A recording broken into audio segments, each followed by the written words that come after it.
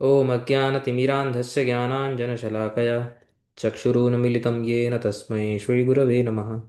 वाञ्छाकल्पतरुभ्यश्च कृपासिन्धुभ्य एव च पतितानां पावनेभ्यो वैष्णवेभ्यो नमो नमः। नमो महावदन्याय कृष्णप्रेमप्रदायते कृष्णाय कृष्णचैतन्यनामिने गौरत्तुषे नमः। तप्तकाञ्चन गौराङ्गी राधे वृन्दावनेश्वरी वृषभानुसुते देवी प्रणमामि हरिप्रिये। हे कृष्ण करुणा सिंधु दीनबंधो जगतपते गोपेश गोपिका कांत राधा कांत नमोस्तुते। वृंदाय तुलसी देव्यै प्रियाय केशवस्य च विष्णुभक्तिप्रदे देवी सत्यवत्ते नमो नमः। जय श्री कृष्ण चैतन्य प्रभु नित्यानंद श्री अद्वैत गदाधर श्रीवासादि गौरभक्तवृंद। हरे कृष्ण कृष्ण कृष्ण हरे हरे हरे राम राम राम हरे हरे। ठीक है, मैं स्क्रीन शेयर करता हूँ।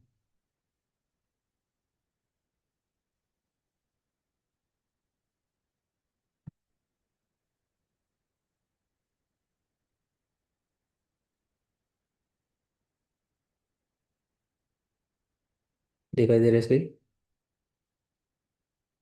हाँ। ठीक है, शुरू करते हैं।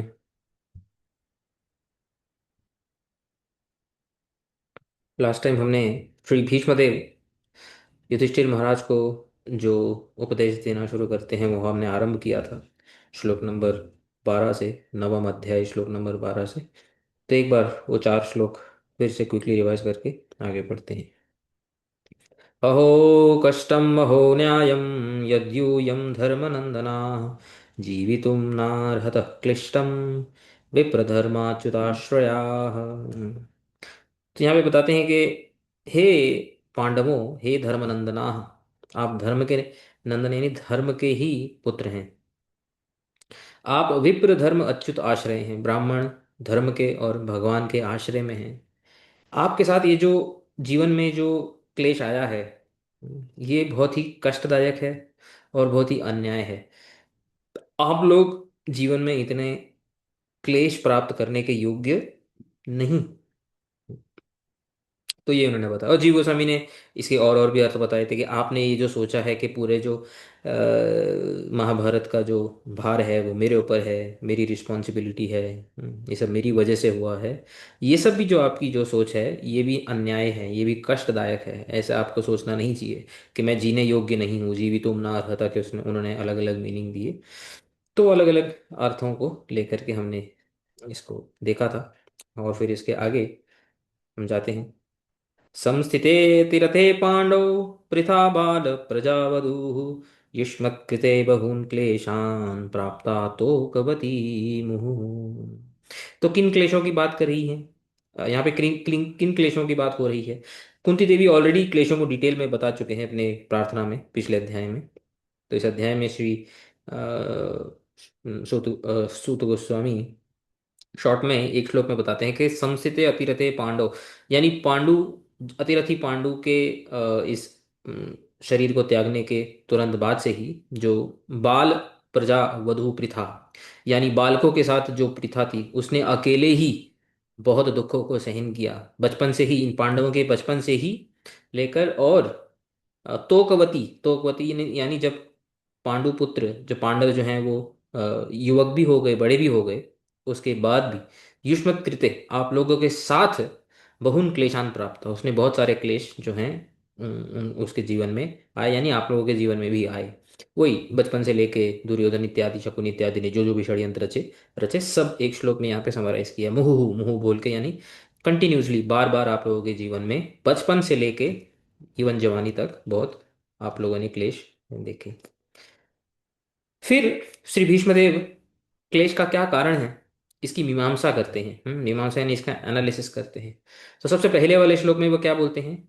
सर्वं काल कृतं मन्ये भवतां च यत् अप्रियं सपालो यद्वशे लोको वायोरिव घनावली। तो क्या बोलते हैं?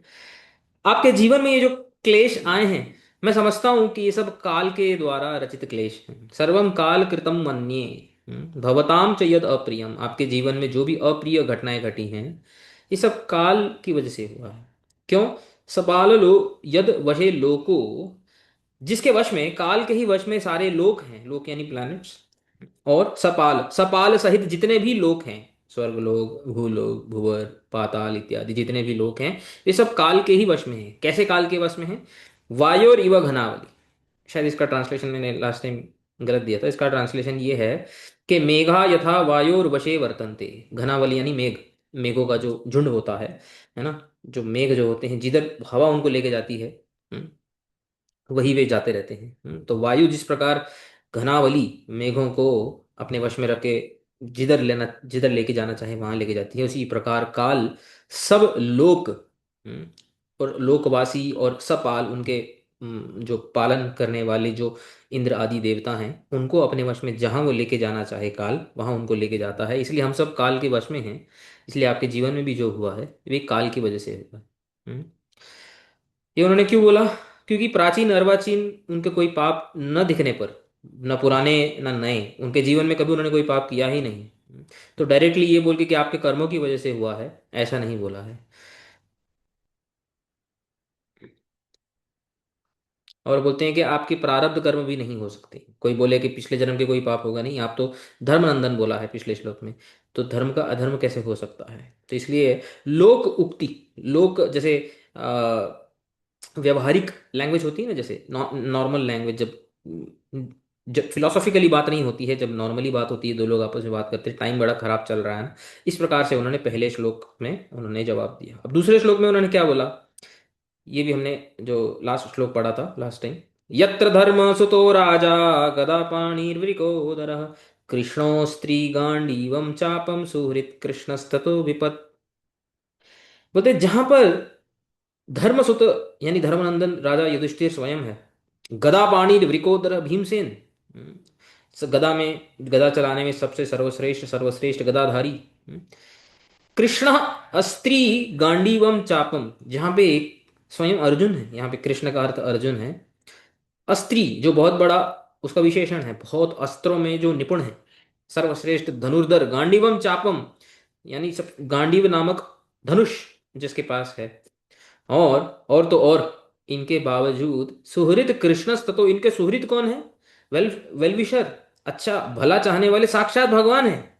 और बोलते हैं वहां पर विपत, तो यहाँ पे वे खुद हैरान हो रहे हैं, यहाँ पे वे खुद जो हैं एक अमेजमेंट को प्रकट प्रकट कर रहे हैं।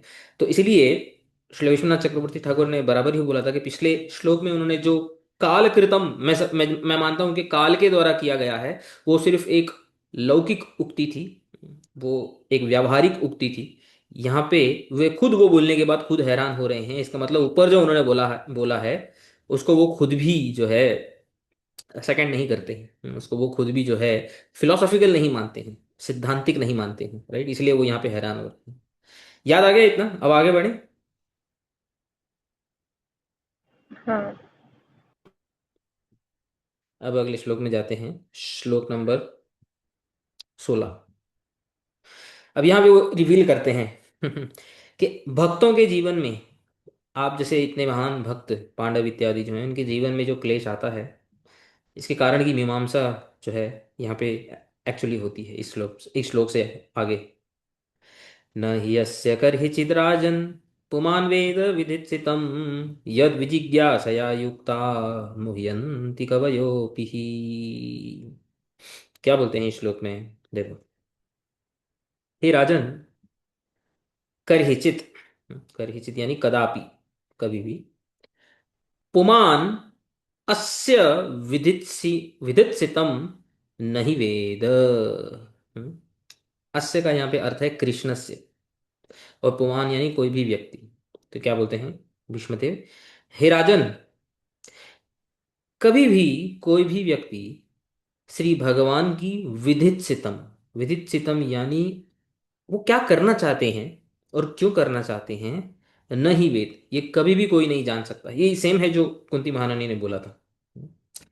क्यों नहीं जान सकता है? यद विजिज्ञासया युक्ता कवयः अपि मुह्यन्ति, क्योंकि जो कवि, अच्छा कवि का अर्थ क्या होता है बताओ?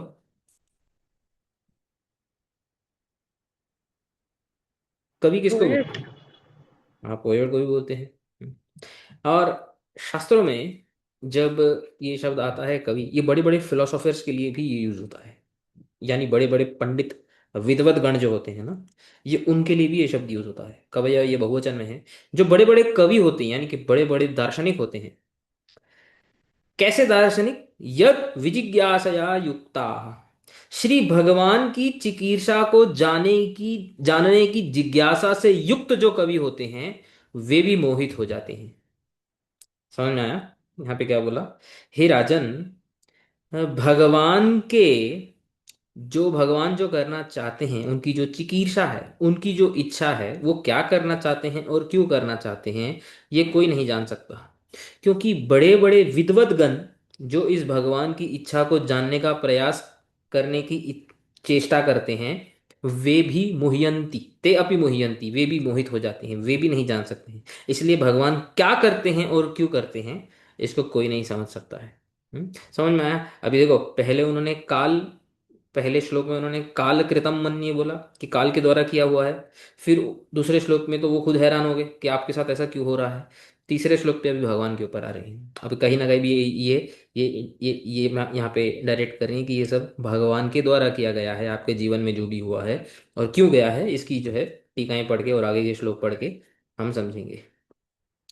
तो श्री भावार्थ दीपिका में श्रीधर स्वामी बताते हैं, ननु, यदि कोई पूछे, श्री युधिष्ठिर महाराज, यदि भीष्म देव से पूछें, आप काल के ऊपर आपने बताया अभी, कालह कथम कृष्णम अतिक्रमेत, आप बताओ, काल, ये पूछते हैं हम्म। युधिष्ठिर महाराज पूछ सकते हैं भीष्म देव को, आप काल कृतम मन ने ऐसा बोल रहे हो, क्या काल कृष्ण को अतिक्रम कर सकता है, सरपास कर सकता है?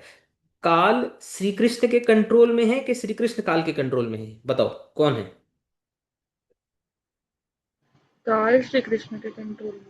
ऑब्वियसली ना, काल जो है वो भगवान के कंट्रोल में है। भगवान चेतन वस्तु है, काल अचेतन वस्तु है।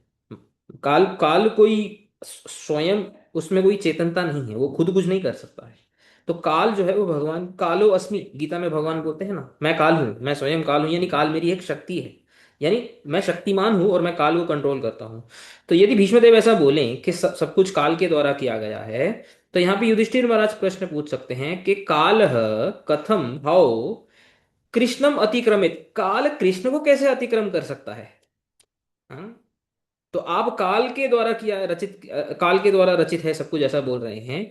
क्या काल कृष्ण कृष्ण को अतिक्रम कर सकता है, ऐसा यदि पूछे, इति अपेक्षायाम, ऐसी अपेक्षा करके, ऐसा ऐसा जो है, ऐसा क्वेश्चन आ सकता है, ऐसा सोचकर आह भीष्मदेव उत्तर दे रहे हैं, न ही अस्य श्री कृष्णस्य इति अंगुल्या निर्दिशति। अंगुल्या निर्दिशति मतलब उंगली करके बोलना। हम्म? श्री भगवान को ऐसा उंगली करके बोलते हैं भीष्मदेव। बोलते हैं शरशैया पे जो भीष्मदेव ऐसे लेटे हुए हैं, वो अपनी उंगली उठा करके श्री कृष्ण के वहां पे पॉइंट करते हुए बोलते हैं कि युधिष्ठिर, अस्य मतलब इसकी जो विधित्सा है, यानी श्री कृष्ण की जो जो भी वे करते हैं, इसको कोई नहीं जान सकता है, ऐसे भगवान को उंगली करके बोलते हैं। विधित्सितम का अर्थ बताते हैं कर्तुम इष्टम यत्, यानी भगवान जो करना चाहते हैं, ये कोई नहीं समझ सकता है।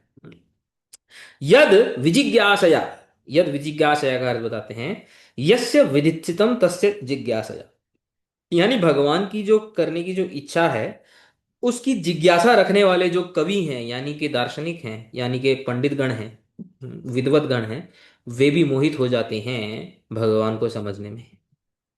समझ में आ रहा है थोड़ा थोड़ा कि नहीं समझ में आ रहा ये भी वो कुंती जैसा ही है ना, जहाँ पर वो बोलते परमहंस भी नहीं जान सकते हैं। है? यस यस यस, वैसा ही है। भाई एक स्पेसिफिक कॉन्टेक्स्ट में है कि पांडव जैसे जो महान भक्त हैं, इनके जीवन में क्लेश क्यों आता है, तो इसके ऊपर मीमांसा होगी। हम्म।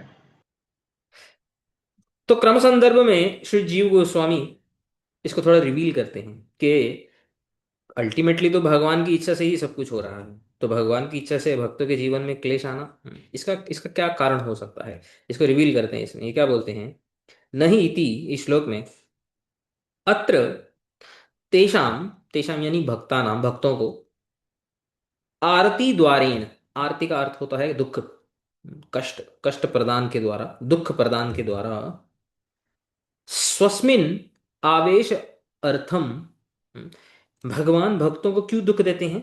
स्वस्मिन यानी अपने आप में, आवेश हो उनका, यानी उनके मन, मन, भक्तों का मन भगवान में आए, इसकी वजह से भगवान जो है भक्तों को कष्ट देते हैं। क्योंकि भक्त किसके ऊपर शरणागत होते हैं? भगवान के ऊपर शरणागत होते हैं। तो जब भी, जैसे गजेंद्र का आप एग्जांपल ले लें, तो जब गजेंद्र के ऊपर कष्ट आया, तो गजेंद्र ने किसको याद किया?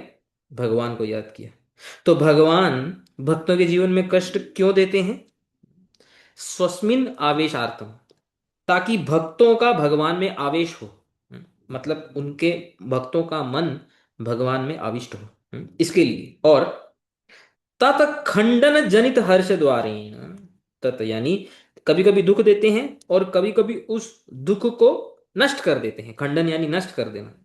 जब दुख को नष्ट करते हैं तो भक्त तो जिसके भी दुख का नाश हो जाएगा तो उसको हर्ष होगा, खुशी होगी।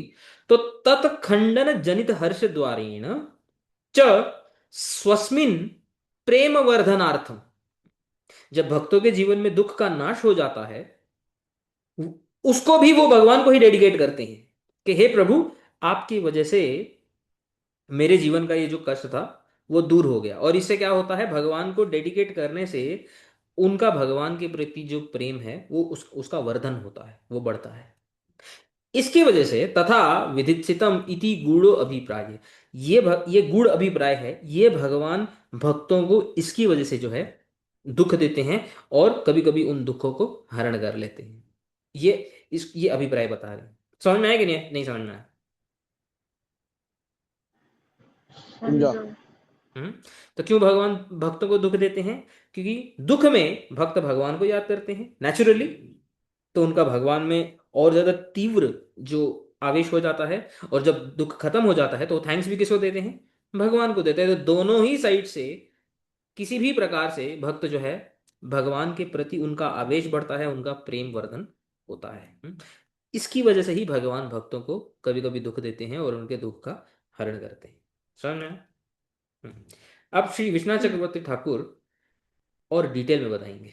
तो जब हम कोई भी टीका शुरू करते हैं ना, दूसरी वाली, तो पिछले श्लोक में क्या हुआ था उसको भी थोड़ा रिकैप करना चाहिए। तो पिछले श्लोक में, दो श्लोकों में भीष्मदेव ने पहले बोला था कि सब काल के द्वारा रचित है, और दूसरे श्लोक में वो खुद ही हैरान हो गए कि आपके जीवन में भी कष्ट आ रहा है, ये मैं खुद ही हैरान हूँ। और इस श्लोक में ये बोलते हैं कि भगवान के विदितसितम यानी भगवान की इच्छा को कोई नहीं जान सकता है। तो यहाँ पे हर एक चीज को सीक्वेंस में डालते हुए, हर एक चीज को कनेक्ट करते हुए श्री विश्वनाथ चक्रवर्ती ठाकुर थोड़ा डिटेल में यहाँ पे समझाते हैं। तरही अत्र किम निर्धारयामी, तो पिछले श्लोक के बाद यदि युधिष्ठिर महाराज पूछें तो फिर मैं क्या निर्धारण करूं, मैं कंक्लूड क्या करूं?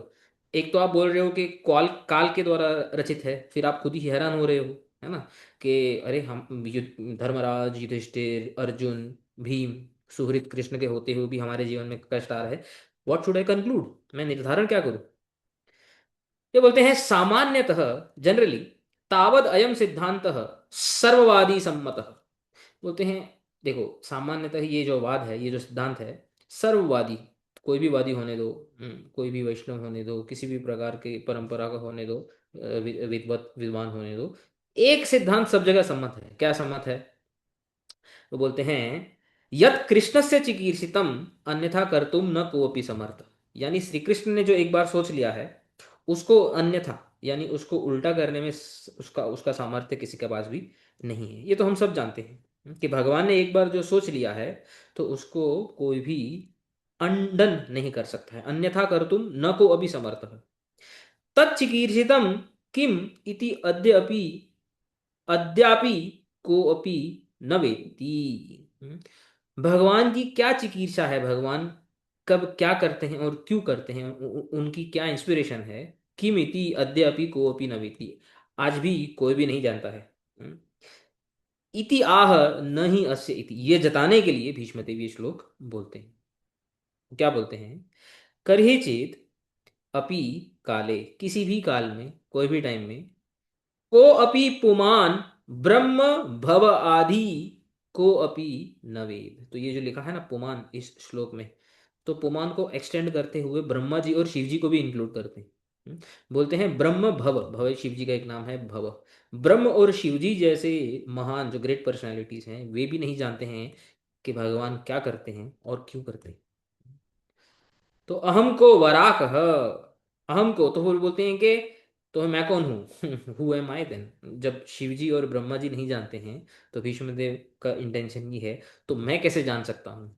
बोलते हैं अहम वराक है, वराक का अर्थ होता है अति तुच्छ है, तो मैं तो एक बहुत तुच्छ प्राणी हूँ। इति भाव, इस भावना से वो ये श्लोक बोल रहे हैं।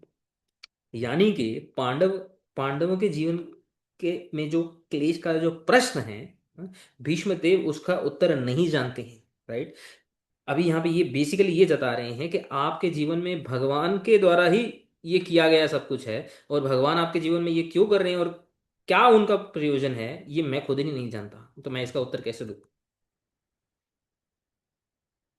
ननु, यदि युधिष्ठिर ऐसा बोलें कि यदि भीष्मदेव बोलते हैं कि भगवान की विदित्सा यानी भगवान की चिकित्सा को कोई नहीं जान सकता है, यदि सिर्फ इतना यदि भीष्मदेव बोलें तो युधिष्ठिर महाराज पूछ सकते हैं ननु को अपि माँ जाना तू, जिज्ञासा तू अवश्यमेव जायते। बोलते ठीक है कोई नहीं जानता है तो नहीं जाने, लेकिन जिज्ञासा करना तो हमारा एक जो ड्यूटी बनती है। हमारा एक जैसे शास्त्र में ही शुरुआत में आता है वेदांत सूत्र में अथा तो ब्रह्म जिज्ञासा। तो जिज्ञासा करना तो कम से कम बनती है ना, यहाँ पे जिज्ञासा तो बनती है। Still we must try to introspect, कुछ तो करना चाहिए। तत्र अस्मासु दुख दानम एव किम चिकीर्षितम, तो प्रश्न यहाँ पे उठाते हैं। क्या प्रश्न उठाते हैं कि हमारे ऊपर दुख क्यों आते हैं। पांडव यदि अपने जीवन की निजी जीवन की बात करें तो हमारे जीवन में दुख क्यों है। सुख दानम एव वा, या तो यदि सुख की बात करें तो वे हमारे जीवन में क्यों है। उभय दानम एव वा, और यदि दोनों हैं उभय यानी दुख भी है और सुख भी है यदि भक्तों के जीवन में, तो उसका कारण क्या है। तत्र आद्यम न संभवात। तो पहला, तीन चीजें बोली, हमारे जीवन में दुख क्यों है, दूसरा सुख क्यों है, तीसरा दोनों क्यों है। यदि अगर दोनों हो तो दोनों क्यों है। तो बोलते हैं पहला देखो, पहला तो संभव नहीं है, पॉसिबल नहीं है। क्यों पॉसिबल नहीं है। भक्त वात्सल्य गुणस्य लोप अनौचित्यात्। वो क्या बोलते हैं, यदि भगवान अपने भक्तों के जीवन में दुख देने लगेंगे तो भगवान भक्त वात्सल्य कैसे कहलाएंगे। तो उनके जो भक्त वात्सल्य की जो क्वालिटी है उसका लोप हो जाएगा, लोप यानी वो तो नष्ट हो जाएगी। भगवान जो है भक्त वात्सल्य नहीं कहलाएंगे। तो इसलिए भगवान आपके जीवन में दुख नहीं दे सकते हैं। द्वितीयम, दूसरा प्रश्न क्या था कि हमारे जीवन में सुख हो तो उसका क्या कारण हो सकता है। बोलते हैं द्वितीयम अपनी न अदृष्टद्वाद एव। अदृष्टद्वाद एव मतलब आपके जीवन में कभी सुख हमने देखा ही नहीं है। आप बचपन से लेके अभी तक केवल और केवल दुख को ही जो है अपने जीवन में भोग कर रहे हो। सुख तो आपके जीवन में कुछ क्षणकार के लिए अगर आया हो तो आया हो, कभी लंबे समय के लिए सुख तो आया ही नहीं, इसलिए वो तो वो भी पॉसिबल नहीं है क्योंकि कभी देखा ही नहीं गया पांडवों के जीवन में सुख। तृतीयम, तृतीयम बोले कि भगवान कभी कभी भक्तों को दुख दे और कभी कभी भक्तों को सुख दे, इसकी भी पॉसिबिलिटी नहीं है, अपि न संभवात। क्यों, तत्सौहार्द लोप आपत्ति। सौहार्द जो है यानी कि वेल विशिंग, एक जो वेल विशर होता है वो कभी भी किसी अपने जिसको जिसका वो वेल विशिंग क्या बोलते हैं अपना जो जिसका वो अच्छा चाहता है उसके लिए दुख दुख की कामना क्यों करेगा, हमेशा ही सुख की कामना करेगा। तो इसीलिए आपके जीवन में ये सब जो हो रहा है वो क्यों हो रहा है ये मैं नहीं बोल सकता। तर्हि जिज्ञासाम अपि नैव कर्तुम उचित इति विनिर्णयन। इसलिए जिज्ञासा भी नहीं बनती है, आपके जीवन में कष्ट क्यों आया है इसका जिज्ञासा करना भी उचित नहीं है, इसके बारे में ज्यादा सोचना भी उचित नहीं है। इति विनिर्णयन, ऐसा निर्णय करते हुए आह वे बोल रहे हैं यद विजिज्ञासया कवयो अपि मुह्यंति। तो इसका अर्थ बताते हैं। युक्ता विवेकिनो, कवि यानी विवेकी, ज्ञानवान, ज्ञानवान, विवेकिनो कवय, कैसे कवि, सर्वशास्त्रज्ञा, जो सर्वशास्त्र को जानने वाले जो युक्त कवि हैं विवेकी हैं, मोहम एव प्राप्नुवंती, ये भी यदि भगवान क्या कर रहे हैं और क्यों कर रहे हैं यदि वो डीप डाइव करने की जिज्ञासा यदि करें, वो सब कुछ करने के बाद भी वो मोहित हो जाती है, मोहित हो जाते हैं। क्यों, सिद्धांत अलाभात, क्योंकि एक फिक्स्ड कंक्लूजन का लाभ उन्हें नहीं होता है, जो फिक्स्ड आंसर उनको नहीं मिलता है, इसकी वजह से इति भाव अत्र भीष्मस्य महाविज्ञस्य, भीष्म जैसे जो महाविज्ञ है, महाज्ञानी है, उक्तो, ये जो उनकी उक्ति है, कवय इति मुह्यंती, जो उन्होंने बोला है कि कवि भी मोहित हो जाते हैं, इति पदाभ्याम, उनके इस वाक्य से युधिष्ठिर आदय अपि भगवत भक्ता, यानी कि युधिष्ठिर आदि पांडव जो जैसे जो भगवत भक्त हैं, प्रारब्धम भुंजते, वे भी प्रारब्ध भोग करते हैं, उनका भी प्रारब्ध होता है, इति मतम परास्तम, ऐसा जो मत है, ऐसी अगर किसी की अंडरस्टैंडिंग है, वो परास्त हो जाता है, क्योंकि कहीं पर भी ये जो 3 श्लोक अभी हमने सुने जो भीष्मदेव ने बोला है, कहीं पर भी उन्होंने युधिष्ठिर अपने प्रारब्ध जो हैं उसका, उसकी वजह से उनको कष्ट हो रहा है, ऐसा कहीं पर भी नहीं बोला है। समझ में आया? यानी कि आपके जीवन में जो कष्ट हो रहा है उसको डायरेक्शन, उसको भगवान डायरेक्ट कर रहे हैं, और वो क्यों हो रहा है ये मैं नहीं जानता। जीव गोस्वामी ने हिंट भले दी है यहाँ पे कि भगवान अपने भक्तों को दुख देते हैं उनकी भगवान में आवेश को बढ़ाने के लिए, और वो दुख का नाश करते हैं उनका भगवान में प्रेम बढ़ाने के लिए। एक्चुअली यही कारण है, और इसको आगे और अगले श्लोक में टीकाओं में जो विश्वनाथ चक्रवर्ती ठाकुर इत्यादि डिटेल में बताएंगे। तो ये श्लोक समझ में आया आपको? हाँ।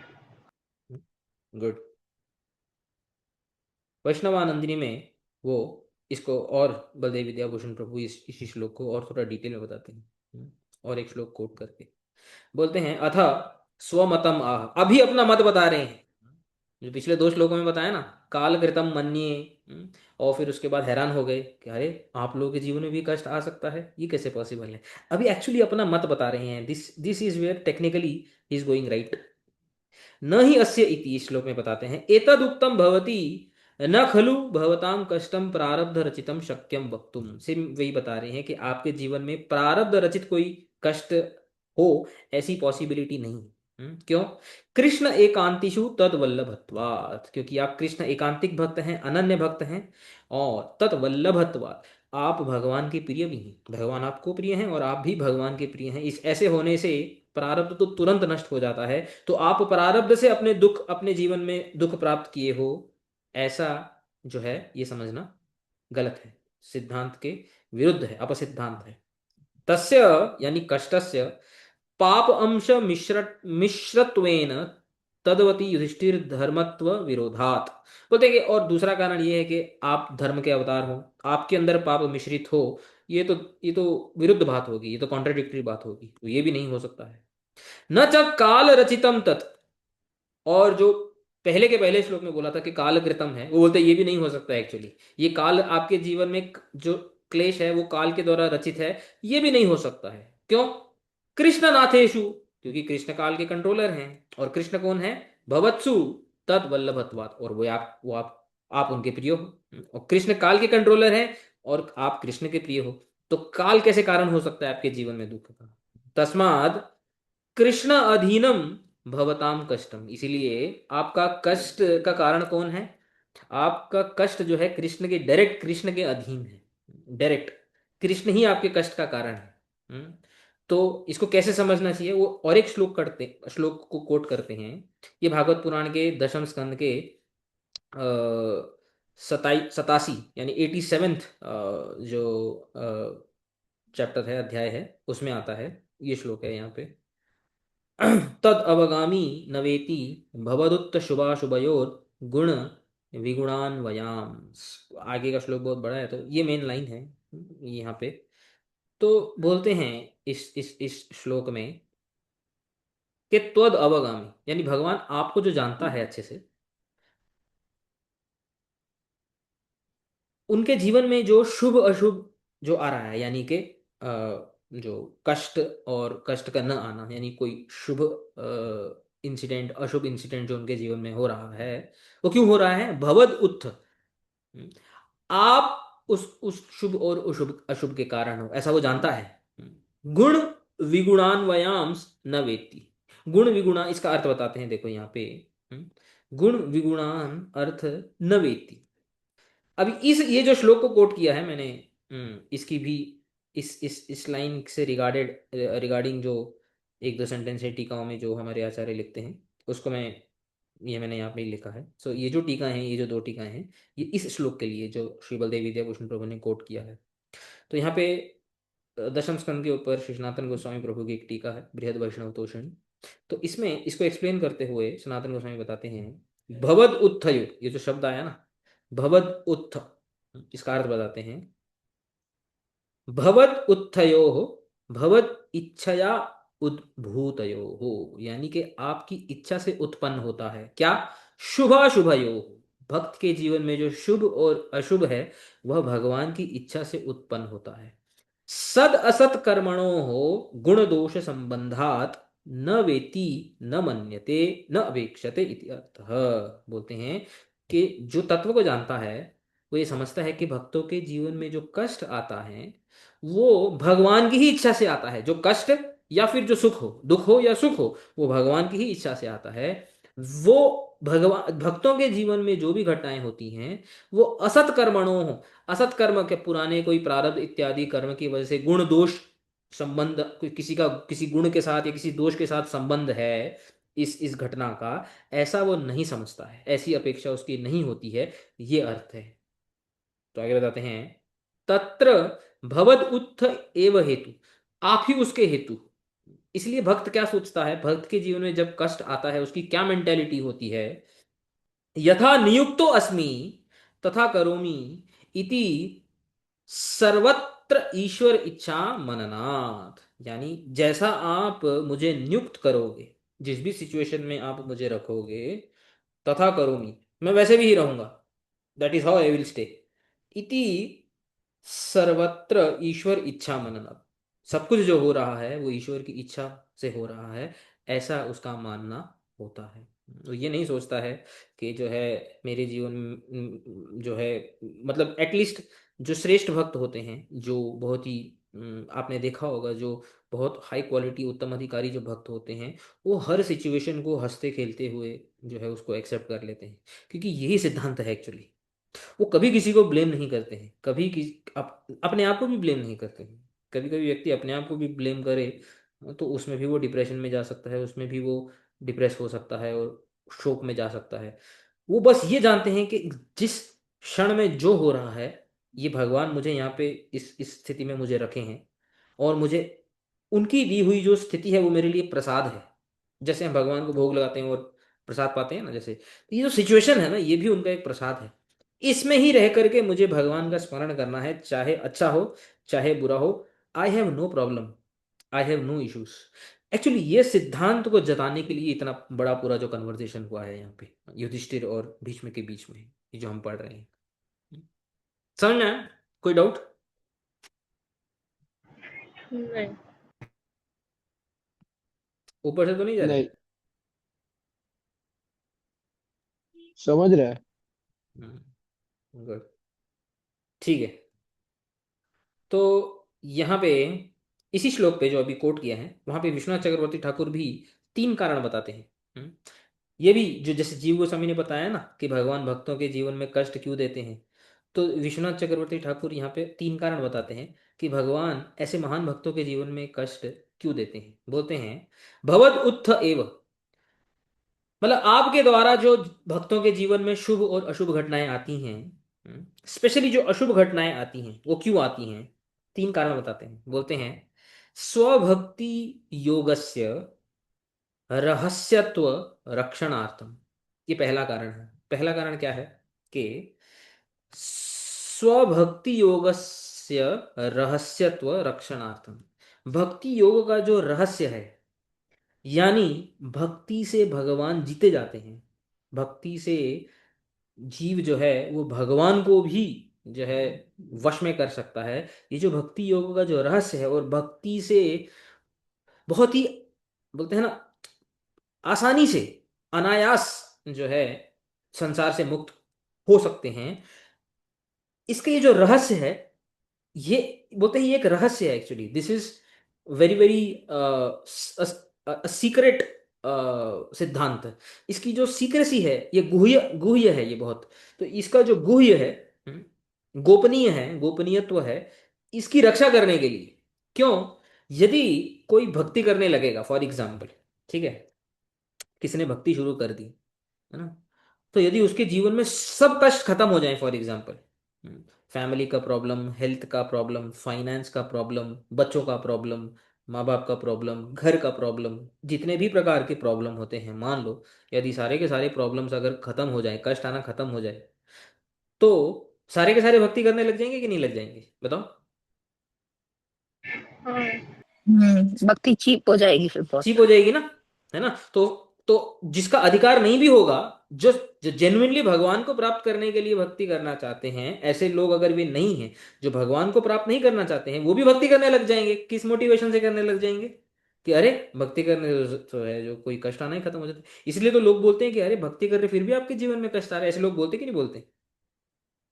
तो यहाँ पे विश्वनाथ हाँ। चक्रवर्ती ठाकुर बोलते हैं कि लोग ऐसा बोलते रहे इसलिए भगवान भक्त के जीवन में कष्ट देते हैं। यू अंडरस्टैंड यहाँ पे ये क्या बोल रहे हैं? हम्म। हाँ, तो भक्त लोग ये क्वेश्चन उठाते हैं कि यार यार भक्तों के जीवन में भी कष्ट आते हैं, ऐसे क्यों आते हैं?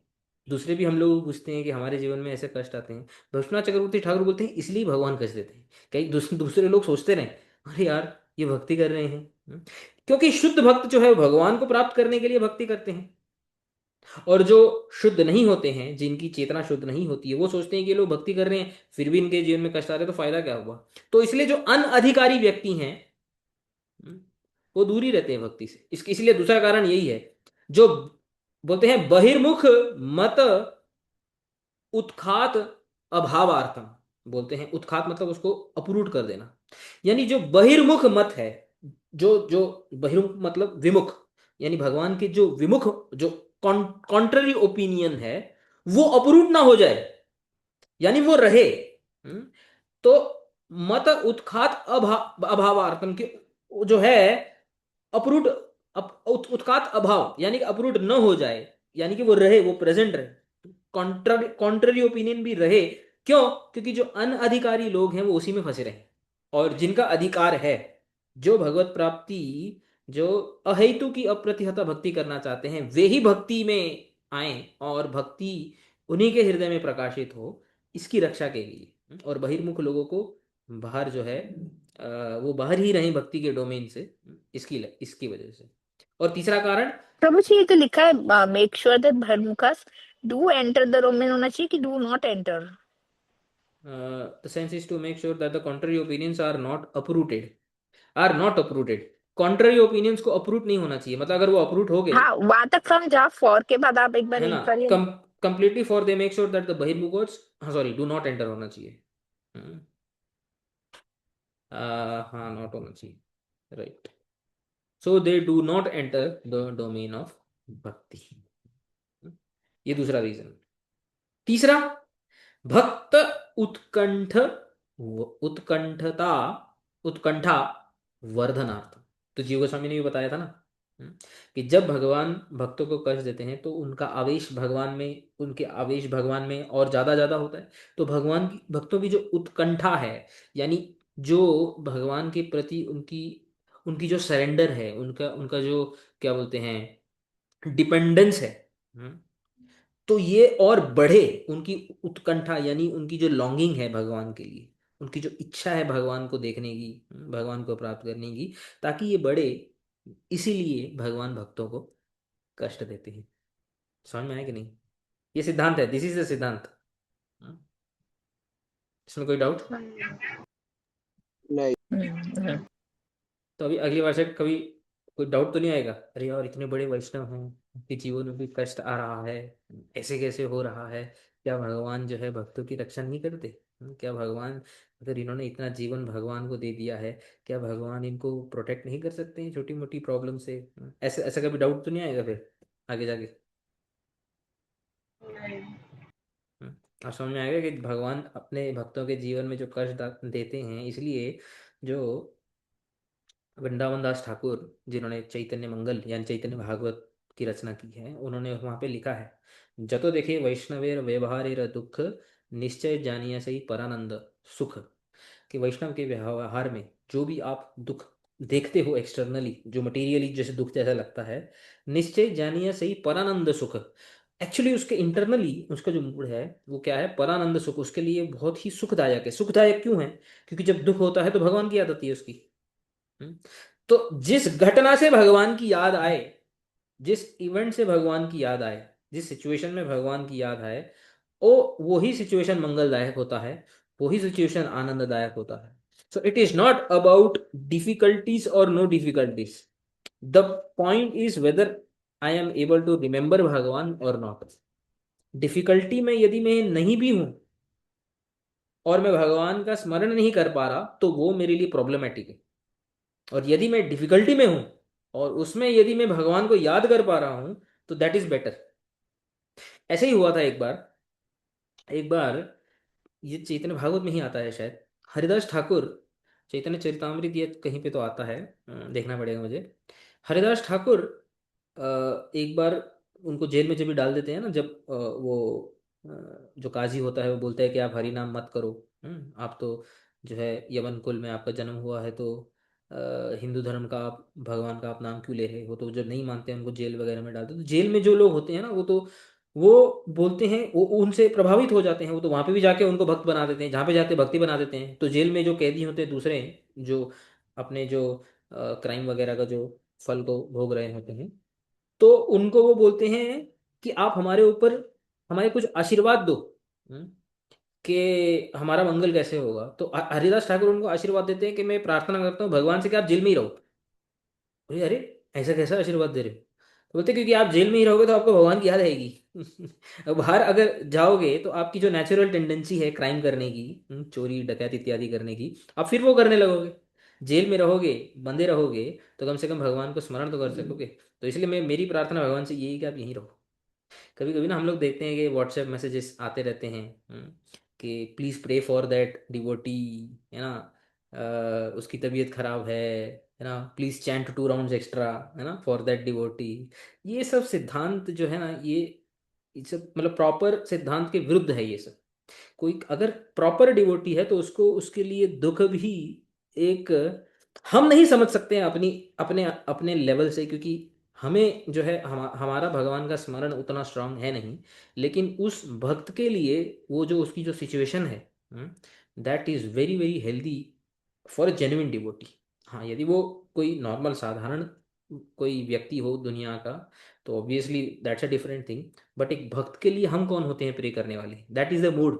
Who am I to pray for somebody whom Krishna himself is directing, his life. जिस भगवान स्वयं जिसकी लाइफ को डायरेक्ट कर रहे हैं, मैं कौन होता हूँ जिसके लिए मेरे किसी लिए 2 राउंड करने से, प्रार्थना करने से, नरसिंह मंत्र का जप करने से, मैं क्यों उस श्रेष्ठ वैष्णव और भगवान के बीच में जो चल रहा है, मैं क्यों बीच में बाधा बनने का प्रयास करूं। और ना मेरे बाधा बनने से कुछ होने भी नहीं वाला है। तो सिद्धांत ये है कि भक्तों के जीवन में भी अगर यदि बड़े से बड़ा भी यदि क्लेश आए, तो भी वो सुखदायक ही प्रभु जी, होता है। हम्म। अगर जैसे एक्सीडेंट हो जाता है और उनकी डेथ हो जाती है, मतलब अनटाइमली भी डेथ हो जाए, तो उसको कैसे समझना चाहिए? देखो, अनटाइमली होता है वो हमारे पॉइंट ऑफ व्यू से, राइट, कि हम लोग ऐसा सोचते हैं कि अनटाइमली हो गया, right, but except for suicide everything is timed according to karma. ये सिद्धांत है, अकॉर्डिंग टू कर्मा, या तो फिर अकॉर्डिंग टू द, अगर वो डिवोटी है, according to the will of Krishna. ऐसा ऐसा प्रभु एक समझ। डाउट है। हम्म। तो ये जो मर्डर वर्डर या फिर गलत चीजें होती है, क्या हम्म। ये सब भी मतलब ऐसे होना होता है, लिखा होता है? हाँ, मैं वही बोल रहा हूँ ना, except suicide, except suicide, everything is directed by karma, everything, इसमें कोई डाउट नहीं। मैं अभी कुछ थोड़े, आई थिंक से 1 महीना 2 महीना पहले कहीं तो कुछ पढ़ा था कि किसी वृंदावन में किसी संत की ब्रूटली हत्या कर दी गई थी, मतलब कोई चोर हम्म। वोर ने से। तो कुछ संत बाबा थे ऐसे।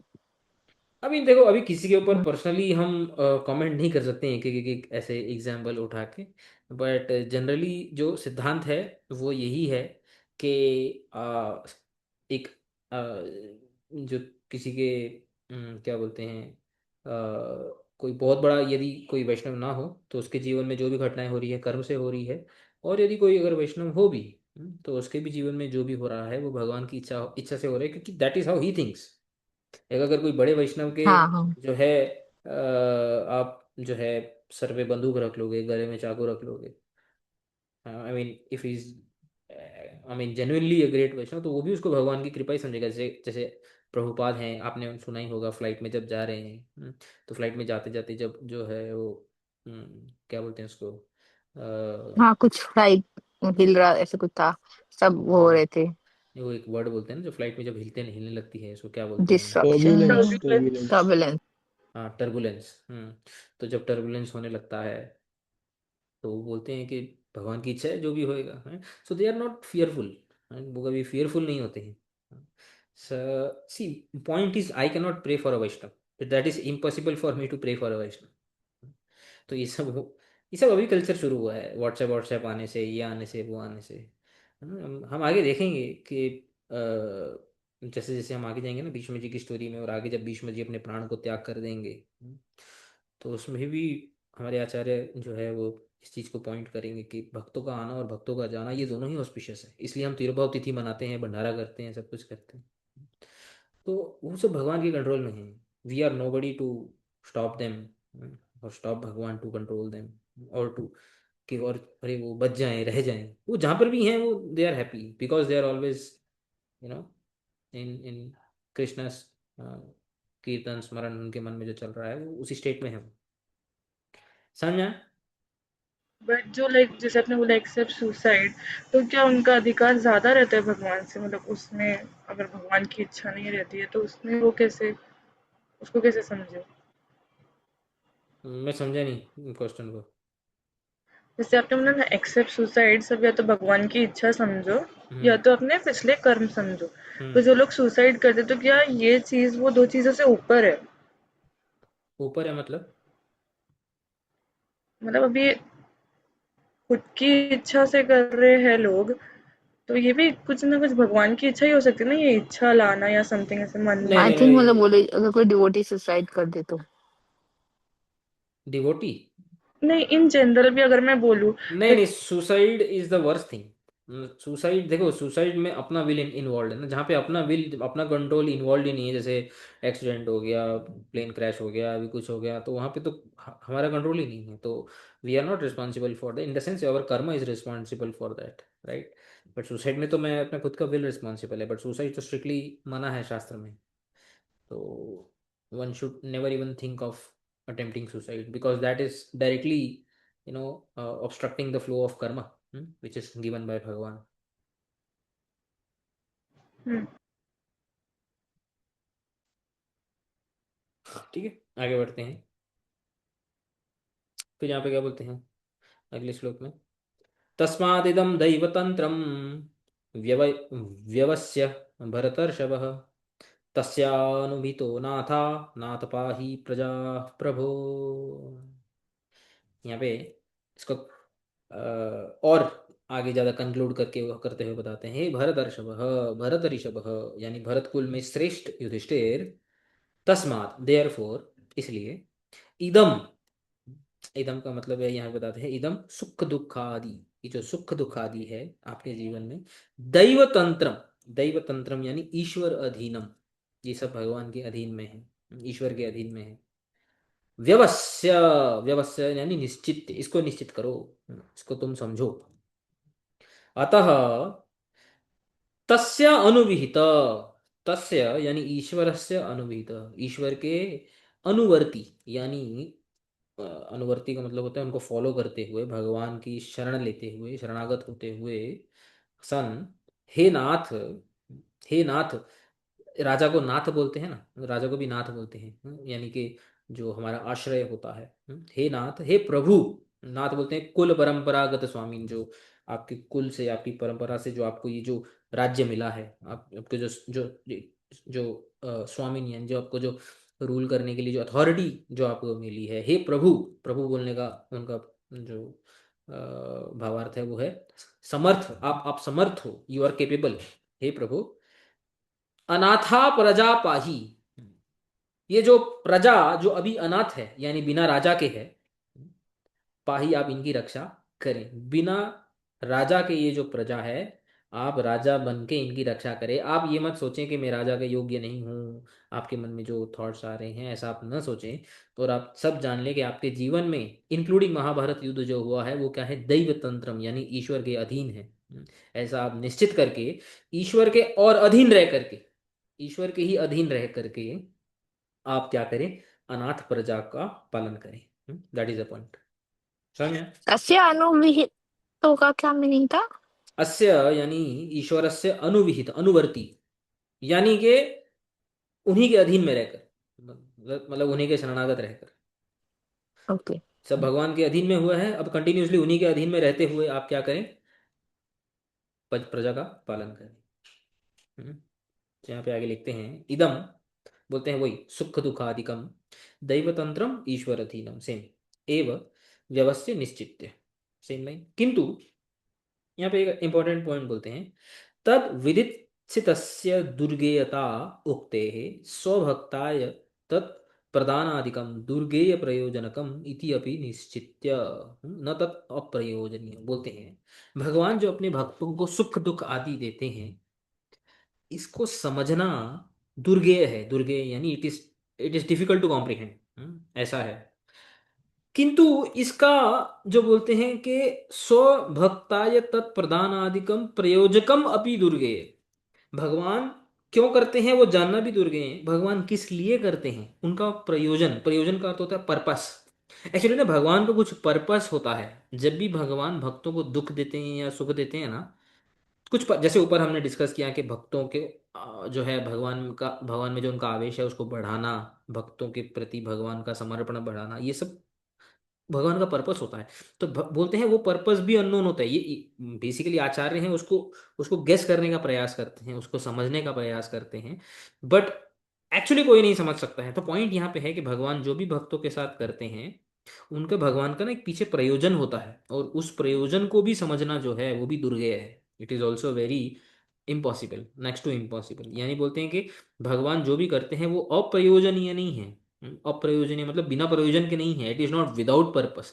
ऐसा नहीं कि वो किसी को दुख दे रहे हैं, किसी को दुख दे रहे हैं, ऐसी उनकी मर्जी है, ऐसा दे रहे हैं, या वो देना चाहते हैं, या वो मजे ले रहे हैं। भगवान का नेचर ऐसा नहीं है। उसके पीछे भगवान का कुछ प्रयोजन होता है, something he wants to fulfill, और वो फुलफिल करने के लिए भगवान उनको सुख दुख इत्यादि प्रदान कर। हम्म, समझ में आया? हाँ। हाँ। फिर आगे बोलते हैं तस्माद विचाराद विरंतव्यम। बलदेव विद्याभूषण प्रभु यहाँ पे बोलते हैं, श्री भीष्मदेव इस श्लोक से हमें बताना चाहते हैं कि हे युधिष्ठिर, अपने विचार को जो है, अपने दिमाग को यहाँ पे शांत कर लो। हाँ, विचारात विचारात विरंतव्यम, विराम बोलते हैं फुल स्टॉप। आप जो सोच रहे हो ना कि जीवन में इतना कष्ट क्यों है, क्लेश क्यों है, इसको फुल स्टॉप दे दो, क्योंकि मैं ये बता रहा हूँ। इसका कारण क्या है, यथा इष्टम स करो तुम, जैसे भगवान चाहते हैं वैसा आप करो, कि सब कुछ भगवान के अधीन है, कुछ भी भगवान के आउट ऑफ कंट्रोल नहीं है। जैसा भगवान आपसे करवा रहे हैं वैसा ही करो। इसलिए सुवृत्ति तु प्रपत्ति ही कार्य इतिहाह। सुवृत्ति मतलब the best way of living is to surrender unto the supreme lord. That is the ideal way of living for a devotee. बोलते हैं सुवृत्ति प्रपत्ति ही तू कार्य इति आह तस्माद इति। इसलिए ये श्लोक में इन्होंने क्या बोला, तस्माद इदम दैवतंत्रम व्यवस्य, ये सब जो है ये भगवान के अधीन है, इसको आप निश्चित करें। तो यही भक्त की मेंटालिटी है। अनाथा हतनाथा, अनाथा का यानी हतनाथा, जिनके पास कोई नाथ नहीं है। अभी प्रजा जो है वो बिना नाथ के है, बिना शेल्टर के है। पूर्व काल में जो लोग होते थे, ऋषि मुनि, जो बड़े बड़े जो गवर्न करते थे स्टेट्स को, कंट्रीज को, वो बहुत चिंतित होते थे जब किसी स्टेट का कोई राजा नहीं होता था। ये अवस्था अच्छी नहीं होती थी। तो इसलिए जल्दी से जल्दी किसी स्टेट का राजा हो, कंट्रोलर हो, रूलर हो, ये उनका प्रयास होता था, और अच्छा हो, जल्दी हो, मतलब इसका मतलब नहीं कोई भी हो, अच्छा हो। तो इसलिए जो अनाथ प्रजा है, हे नाथ, हे स्वामिन, हे प्रभु, यानी तत्पालने समर्थ, इतने जो संबोधन यहाँ पे प्रयोग हो रहे हैं, उनके पालन में आप समर्थ हो, you are capable, don't give up. इसलिए हे धर्मराज, आप इनका पालन करें, जो अनाथ प्रजा है आप इनको जो है पालन करें। समझ में आया? हाँ। हाँ। अब आगे बढ़ते हैं। तो ये जो लास्ट। श्लोक का आपने भगवत गीता में से बताया था, 16 अभी ऊपर वाला। हाँ पढ़ा हाँ, साथ ये साथ में। किया था। जब ये पढ़ रहे थे तो ये पढ़ रहे थे ना साथ साथ। अच्छा। हम्म, तो ये श्लोक आज के लिए लास्ट करते हैं। फिर नेक्स्ट नेक्स्ट श्लोक तो काफी बड़ा है, 19th वाला, तो उसके लिए पॉसिबली एक दिन ही जाएगा पूरा नेक्स्ट टाइम। एष वै भगवान् साक्षात् आद्यो नारायणः पुमान् मोहयन् मायया लोकं गूढश्चरति वृष्णिषु। देखो यहाँ पे क्या बोलते हैं। एषः, एष मतलब ये मतलब कौन? कृष्ण। एषः वही साक्षात भगवान, ये कृष्ण ही है जो साक्षात भगवान है। अब यहाँ पे कंप्लीटली क्लैरिफाई कर रहे हैं। पिछले श्लोक में तो बोला ईश्वर अधीनम बोला ना। हम्म, तो इस श्लोक में बोलते हैं ये कृष्ण ही है जो ईश्वर है और कोई नहीं है। एष वही साक्षात भगवान, यहाँ पे कंफर्म करते हैं ये जो कृष्ण है यही साक्षात भगवान है और कोई थोड़ी है। आद्य पुमान, इन सब का अर्थ पढ़ेंगे। नारायण, और ये स्वयं नारायण है। माया लोकम मोहयन, अपनी माया से सब लोक यानी सब प्राणियों को क्या करते हैं? मोहित करते हैं, मोहयन। और वृष्णिषु यानी वृष्णि कुल में, हम्म, जो है यदुकुल में, गूढ़ चरति, गूढ़ रूप से, यानी अज्ञात विक्रम, जिनके विक्रम जिनके पावर इसका को। कुछ श्लोक दिखाना ना तुम। श्लोक, हाँ, एक ऐसे ऐसे बोलिए नहीं, पर देख लेते। तो बोलते हैं कि वृष्णिषु गूढ़ चरति, वृष्णियों में गूढ़ रूप से जो विचरण कर रहे हैं। जो कि विचरण करना, चरति मतलब जो मतलब वृष्णियों में क्या बोलते हैं, रह रहे हैं, ऐसा समझ सकते हो। He is one among the Vrishnis, one among the Yadavas, ऐसा कुछ, जिनका विक्रम बहुत कम लोग जानते हैं ऐसे। तो इसका अर्थ बताते हैं भावार्थ दीपिका में। ये जो पिछले श्लोक में बोला था ना, जो आपने प्रश्न पूछा था ना, अनुविहित। अनुविहित यानी उनके शरणागत रहते हुए, यानी अनुगमनीय, यहाँ पे बताते हैं अनुविधेय अनुगमनीय। अनुगमनीय परमेश्वर च श्री कृष्ण एव इति आह। अनुगमनीय, तो यदि श्री कृष्ण, यदि युधिष्ठिर पूछे कि ईश्वर ईश्वर आप बोल तो रहे हो, तो किसके अनुगत में रहो? अनुविहित यानी अनुगत। तो किसके अनुगत में रहने की बात कर रहे हो आप? तो बोलते हैं एश, उंगली दिखाते हुए, ये जो श्री कृष्ण है। परमेश्वर च श्री कृष्ण एव इति, यही परमेश्वर श्री कृष्ण ही है और कोई नहीं है। एष एव भगवान सर्वेश्वर, यही भगवान है, यही सर्वेश्वर है।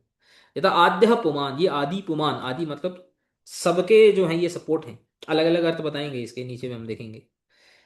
तच्च कुतः, कैसे? या तो नारायण साक्षात, ये साक्षात नारायण ये ही तो ये बताते हैं भावार्थ दीपिका में, क्रम संदर्भ में और डिटेल में बताते हैं। बोलते हैं इस श्लोक का अभिप्राय क्या है। न चर नर लीला दृष्टिया साधारण दृष्टि ही अत्र कर्तव्य इति आह एष इति। तो उनका भावार्थ, उनका भाव ये है, बताते हैं, न च नर लीला दृष्टिया, ये भगवान की नर लीला को देखकर साधारण दृष्टि, भगवान के ऊपर एक साधारण दृष्टि करना, कह रहे ये तो साधारण जो है मेरा मातुलेय है, मेरा भाई है इत्यादि, ऐसा मत करना, ऐसा कर्तव्य है, मतलब ऐसा न करने का कर्तव्य है। इसकी, इसको जताने के लिए इस अभिप्राय से ये श्लोक बोल रहे हैं ऐसे ही। बोलते हैं साक्षात एव, स्वयं भगवान, साक्षात बोला ना यहाँ पे, साक्षात भगवान। तो जीव गोस्वामी इसका अर्थ करते हैं स्वयं भगवान, सुप्रीम लॉर्ड। यह स्वलव अद्य पुमान महत्श्रेष्ठा सो अपि अयम एव, यानी पुमान को वो अर्थ देते हैं जो विष्णु अवतार होते हैं ना, तीन प्रकार के जो विष्णु अवतार होते हैं, कारणोदशाई, क्षीरोदक्षाई, गर्भोदक्षाई। तो बोलते हैं ये जो विष्णु अवतार हैं, जो सृष्टि लीला करते हैं, वो भगवान की कला है। अल्टीमेटली वो भी भगवान श्री कृष्ण से ही आते हैं, यानी कि श्री कृष्ण ही है वो। विष्णु भी श्री कृष्ण है, कृष्ण स्वयं भगवान है। और यस्य आद्यो नारायण, यानी परम व्योमाधिपति वैकुंठेश्वर जो हैं, सो अपि इति, वे भी यही हैं, वे भी श्री कृष्ण ही हैं। विष्णु भी श्री कृष्ण ही है, नारायण भी श्री कृष्ण ही है, और ये जो कृष्ण हैं जो आपके सामने खड़े हैं, इस फ्रेज से साक्षात भगवान से, ये स्वयं भगवान है। He is the source of everyone. ऐसा जीव गोस्वामी जो है इसको एक गौड़ीय इंटरप्रिटेशन यहाँ पे ऐसा देते हैं। विश्वनाथ चक्रवर्ती ठाकुर यहाँ पे क्या बताते हैं, ननु पूर्व श्लोक के पिछले श्लोक में, जैसे पिछले श्लोक पढ़ो आप, फिर अब यहाँ पे समझ में आएगा ये क्या बता रहे हैं। तस्माद इदम दैव तंत्रम व्यवस्य भरतर्षभ तस्य अनुवितो नाथा नाथ पाही प्रजा प्रभु। ये सब जो है भगवान के अधीन है, ईश्वर के अधीन है, इसीलिए तस्य उसके अनुविहित, उसके अनुगत रहते हुए अनाथ प्रजा का आप पालन करो, ये बोला था। तो यहाँ पे विश्वनाथ चक्रवर्ती ठाकुर एक एक जो है पूर्व पक्ष उठाते हैं। तो पिछले श्लोक में बोला ईश्वर अधीनम, ईश्वर अधीनम ऐसा बोल रहे हो, इति तत् विधित्सितम। तू न वेद इत्यादि कथम ब्रूषे, बोलते हैं पिछले श्लोक में और उसके भी पिछले श्लोक में आपने थर्ड पर्सन क्यों यूज किया है ना। सब भगवान के अधीन है, ईश्वर के अधीन है, जैसे भगवान करते हैं वैसा करो। तो यहाँ पे युधिष्ठिर महाराज बोलते हैं ये आप बार बार थर्ड पर्सन लैंग्वेज में क्यों बात कर रहे हो, क्योंकि भगवान कौन है, कृष्ण। ये कृष्ण तो सामने ही है हमारे, तो आप ऐसे इनडायरेक्टली क्यों बात कर रहे हो। सिर्फ सब उसके अधीन है। ईश्वर संप्रति तब साक्षात्वर्ती एव। वो तो ईश्वर जो है, जो ईश्वर जिसकी आप बात कर रहे हो, तो आपके सामने खड़े हुए हैं ये। इति अत इमम कृष्णम एव पृष्ठवाद, एक काम करते हैं ना, हम एक काम करते हैं, श्री कृष्ण को ही पूछते हैं ना कि आपकी क्या इच्छा है, आप ऐसा क्यों करते हो। ये आइडिया युधिष्ठिर महाराज दे सकते हैं। इतने टाइम से हम लोग डिस्कस कर रहे हैं कि सब भगवान के अधीन है ना, सब कुछ उनके कंट्रोल में है, और उनकी विदिच्छा यानी उनकी जो इंटेंशन है उसको कोई गेस नहीं कर सकता है। बड़े बड़े कवि जो हैं, यदि वो गेस करने का प्रयास करें तो मोहित हो जाते हैं। तो युधिष्ठिर महाराज एक आइडिया दे सकते हैं भीष्म को, अरे तो डायरेक्ट पूछो ना इनसे, तो ये बताएंगे ना, सामने तो खड़े हैं ना, यही तो हैं, तो ऐसे पूछते क्यों नहीं डायरेक्ट। हाँ, तो बोलते हैं कि साक्षात्वर्ती एव इति अत इमम कृष्णम एव पृष्ठवा, ये कृष्ण को ही पूछो आप। इतना गेस करने की क्या जरूरत है। कथम सर्वम तत्वम न वेत्सी, सब आपको बता देंगे ना, सामने तो खड़े हैं, तो आप कैसे नहीं जानोगे, जान जाओगे ना सब कुछ। तो उसके उत्तर में भीष्मदेव ये श्लोक बोलते हैं, इतियत आह एष इति। ये जो श्लोक बोला है ना इन्होंने, क्या बोला है, एष वही भगवान साक्षात आद्यो नारायण पुमान। ठीक है, नेक्स्ट टाइम में जो इन्होंने बोला ना, मायया लोकम मोहयन, इसके ऊपर वो कमेंट करते हैं, वो बोलते हैं, यदि युधिष्ठिर आप मुझे बोलोगे कि सामने कृष्ण खड़ा है उसी को पूछ लो कि भाई उसकी क्या इंटेंशन है, तो पता है क्या होगा। तो इस श्लोक में उन्होंने बोला है माया मोहयन, ये माया से मोहित करते हैं सबको। तो उसका अर्थ बताते हैं, माया या मोहयन का एक बहुत ही यूनिक अर्थ बताते हैं। वो बोलते हैं इति पृष्ठो ही, अगर हम इसको पूछेंगे ना कि हे प्रभु आप अपने इंटेंशन बता दो, वो पता क्या बोलेंगे, भीष्मादपि किम अहम अति तत्वज्ञ। अरे क्या मैं भीष्म से ज्यादा जानता हूँ। भीष्म इतने बड़े धर्मज्ञ हैं, भीष्म इतने बड़े तत्वज्ञ हैं, इतने बड़े ज्ञानी हैं, जब वो नहीं जानते तो मैं कैसे जान सकता हूँ। वो ऐसा कुछ आंसर दे देंगे, बोलते हैं इति आदि वाचा वंचयन, इत्यादि ऐसे वचनों द्वारा हमें वंचित कर देंगे, वंचित कुर्वन न वक्ष्यति, ये बोलेंगे नहीं, ये मोहित कर देंगे, हमें घुमा देंगे। कथनचित वदन अपि, और यदि अगर कुछ बोले भी, मोहयिष्यति, ये उससे भी हमें मोहित कर देंगे, हमको पागल बना देंगे। एव इति असौ अनुवर्तनीय, इसलिए पिछले श्लोक में मैंने बोला था कि अनुविधेय यानी अनुगमन, ये सिर्फ अनुवर्तनीय है। He can only be followed, you can not know his intention. ये मत सोचना आप उसको डायरेक्ट पूछोगे तो आपको बता देंगे, ऐसा नहीं होने वाला, ही विल कंफ्यूज यू।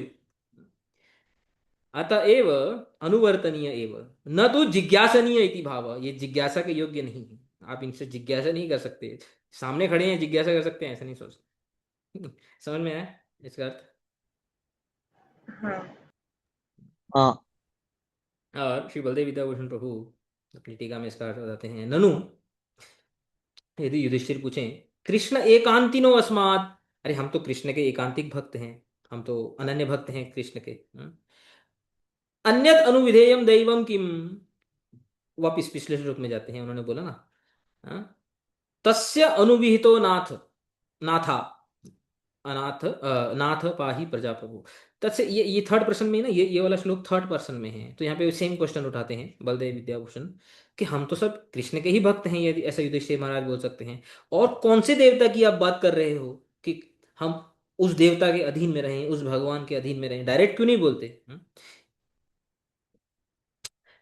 अनुविधेय देवम किम, तो अनुविधेय यानी अनुगमनीय देवम, जिनकी जिनकी आप बात कर रहे हो वो कौन है, डायरेक्टली क्यों नहीं बताते आप। इति उपदिशसी, आप ऐसा उपदेश क्यों दे रहे हैं। तत्र आह एष इति, उसको क्लियर करने के लिए भीष्म बोलते हैं नहीं नहीं, यही ईश्वर है। यानी पहले जो मैंने बोला था ईश्वर के अधीन में रहना, अब मैं क्लियर कर रहा हूँ कि यही साक्षात भगवान है, यही नारायण है, यही जो है आदि पुरुष है। तो आद्य नारायण, हाँ आदि नारायण। अब ये हर एक का अर्थ देते हैं। आदि नारायण यानी पंचविंशति तत्व आश्रय, सांख्य में जो 25 तत्वों की बात की हुई है, ये सब उसका, ये भगवान ही उनका आश्रय है। तत्र अभी साक्षात भगवान, उसके ऊपर भी एक आदि नारायण है, ये साक्षात भगवान यानी स्वयं रूप। तस्य अपि अंशी इति अर्थ, यानी कि ये नारायण के भी अंशी हैं। अंशी यानी नारायण इनके अंश हैं। Narayan is a part of Krishna, Narayan, Krishna is the source of Narayan. ऐसा बोल, अंशी का अर्थ होता है सोर्स, और अंश का अर्थ होता है पार्ट। पार्ट और जो सोर्स है वो मैथमेटिकल टर्म्स में मत सोचना। ये यहाँ पे इंग्लिश के वर्ड यूज करते, भले हम कर तो लेते हैं, बट उसके से भ्रमित भी थोड़ा पैदा होता है कि पार्ट और क्या 40% 30%, ऐसा कुछ नहीं है। It's a very different meaning here. तो बोलते हैं ये उनके भी जो है आदि हैं, ये स्वयं भगवान है। यहाँ पे विष्णु बलदेव विद्याभूषण प्रभु एक बहुत ही एक सही क्वेश्चन यहाँ पे उठाते हैं, जो आज आज भी हम लोगों के लिए बहुत ही, जैसे जैसे हम लोग हम लोगों के लिए भी प्रैक्टिकल है ये क्वेश्चन। बोलते हैं ननु, आपने इनको साक्षात भगवान बोला है, स्वयं रूप बोला है, अरे ननु एवं अन्य नैव आहु। अरे बाकी तो लोग तो ऐसा नहीं मानते हैं। आप यदि आप देखो ना, आज अगर किसी को बोलो जो चैतन्य महाप्रभु के शरणागत नहीं है, गौड़ीय संप्रदाय में नहीं है, इवन दूसरे भी अगर वैष्णव संप्रदाय में, कि किसी को जाके यदि बोलोगे कि श्री कृष्ण ही साक्षात भगवान है, स्वयं भगवान है, वे ही अवतारी हैं, वो मानेंगे नहीं। Nobody will believe you. अरे विष्णु है साक्षात, सब कृष्ण विष्णु के अवतार हैं, हमने टीवी में देखा है, हमने इधर पढ़ा है, उधर सुना है, ये किया है, वो किया है, ऐसा आपको तर्क देंगे। तो बलदेव विद्याभूषण सेम चीज यहाँ पे उठाते हैं, बोलते हैं इति एवं अन्य नहीं बाहु, ये जो आप बोल रहे हो कि ये साक्षात अंशी हैं, साक्षात अवतारी हैं, तो दूसरे तो नहीं बोलते हैं। इति चेत, यदि ऐसा अगर कहें, इसके उत्तर में भीष्मदेव बोलते हैं मोहयन इति, तो यहाँ पे मोहन का यहाँ पे अर्थ ले रहे हैं। ये भगवान मोहित कर देते हैं बहुत लोगों को, ऐसा दिखाते हैं कि मैं विष्णु का अवतार हूँ। सब लोगों को ऐसी श्रद्धा उनके अंदर जागृत करते हैं, लेकिन वास्तविकता में श्री कृष्ण ही विष्णु के अवतारी हैं। इसलिए बोलते हैं तद एक निष्ठा तु आहु एव इति भाव, जो भगवान के एक निष्ठ भक्त होते हैं वे ही ऐसा बोलते हैं कि श्री कृष्ण जो है वो स्वयं भगवान है, साक्षात भगवान है, कृष्णस्तु भगवान स्वयं। जो एक निष्ठ नहीं होते हैं वो ऐसा नहीं बोलते हैं, and that is okay, that is not an issue. समझ में आया? हाँ, हाँ पर इससे ये भी क्लियर होता है ना कि मतलब भगवान सामने खड़े हैं, पर भगवान भीष्म को मतलब उपदेश देने का मौका दे रहे हैं और अल्टीमेटली भीष्म भगवान की स्तुति कर रहे हैं। हाँ, इनडायरेक्टली तो भगवान के बारे में बोल रहे हैं। अभी तो इनडायरेक्ट स्तुति कर रहे हैं ना, अभी तो डायरेक्ट स्तुति करेंगे इसके बाद। हम्म। तो भीष्म की तो जो स्तुति है वो तो 32nd वर्ष से शुरू होगी, मेन स्तुति है इनकी भगवान की। तो प्रभु एक्चुअली, ये भी थोड़ा हाँ, बोल सकते हैं ना कि ओपिनियन बेस्ड है, जैसे उस दिन हम लोग की डिस्कशन हो रही थी, हम्म, तो कैसे मतलब अलग अलग वो ओपिनियन होते हैं, तो जो लोग नारायण या फिर विष्णु रूप को पूछते हैं वो लोग भी उनका भी वो जो लॉजिक है कि भगवान कृष्ण अवतार है विष्णु जी के, तो क्या उनकी भी जो मेंटालिटी है, उनकी भी थिंकिंग, वो भी एक रियलिटी है, क्योंकि वो उनका एक ओपिनियन है। तो यस, वो अगर उनके लिए रियलिटी है। Very good. आपको सनातन धर्म की एक जो क्षमता है, दैट रियलिटी इज सब्जेक्टिव, ये आप समझोगे तो आपको सनातन धर्म समझ में आएगा। वरना आप एक सिंगुलर अंडरस्टैंडिंग के साथ यदि शास्त्र को समझने का प्रयास करोगे, तो हम पता है किस डायरेक्शन में चले जाएंगे, एक कट्टरपंथी बन जाएंगे। कट्टरपंथी समझते हो, फेनाटिक होते हैं ना, हम्म। जैसे कि अरे तेरे को हम्म मानना ही पड़ेगा कृष्ण स्वयं भगवान है। ये श्रद्धा बेस के ऊपर होता है। जाकी रही भावना जैसी, प्रभु मूरति तिन देखी तैसी, फेमस एक दोहा है ना रामचरितमानस में। गीता में भी हम्म। सेम ही भगवान बोलते हैं कि ये यथा माम प्रपद्यन्ते ताम तथैव भजामि। ये अपने ही संप्रदाय में, गौड़ीय संप्रदाय में मुरारी गुप्त जो हनुमान जी थे, उन्होंने तो भगवान राम की भक्ति को नहीं छोड़ा। तो क्या महाप्रभु ने उनको कुछ गाली दी, या फिर उनको जो है बुरा भला ऐसा कुछ बोला महाप्रभु ने उनको, उनकी तो प्रशंसा की कि आपकी जो अपने इष्ट देव में जो निष्ठा है ये तो प्रशंसनीय है, इसकी तो जो है ख्याति होनी चाहिए आपकी, आपकी निष्ठा की, ऐसा बोला ना, मालूम है ना मुरारी गुप्त। हाँ हाँ हाँ, मालूम है मालूम है। तो अपने ही संप्रदाय में राम भक्त हैं, अपने ही संप्रदाय में नरसिंह जो है, एक चैतन्य महाप्रभु के एक जो है नरसिंह आचार्य करके उनका कोई तो नाम था, मैं भूल गया। तो चैतन्य चरितामृत में आता है कि वो नरसिंह भगवान के भक्त थे, नरसिंह भगवान को अपना इष्ट देव समझते थे, और महाप्रभु को नरसिंह अवतार, नरसिंह के रूप में जो है देखते थे। तो इवन जो रूप गोस्वामी, सनातन गोस्वामी के एक छोटे भाई थे, जिनका ये क्या नाम है, ये वल्लभ। वल्लभ, है ना, तो उन्हीं के पुत्र हैं जीव गोस्वामी। तो जीव गोस्वामी के जो साक्षात पिताजी हैं वे भी राम भक्त हैं। तो इट इज बेस्ड ऑन श्रद्धा, जैसी श्रद्धा है वैसा विश्वास है, और रियलिटी भी वैसी होती है। तो रियलिटी इज नॉट, क्या बोलते हैं, लाइक सिंगुलर, लाइक ऑब्जेक्टिव, बस ये रियलिटी है, सबको यही मानना पड़ेगा। सनातन धर्म is, that is why it's very very complicated.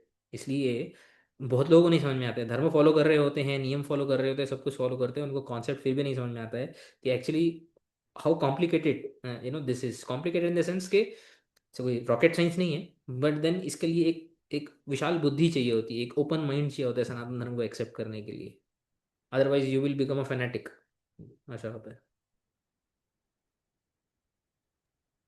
समझ गया। ये और क्लियर होगा जैसे अभी हम आगे जाएंगे ना, ये और ऐसे टॉपिक्स आएंगे, और इवन आगे जाते भी वही आएंगे, इस चैप्टर में भी आएंगे, जिससे पता चलेगा कि जो मल्टीपल रियलिटी का जो कॉन्सेप्ट है ना, it's very important to understand before we become phonetics.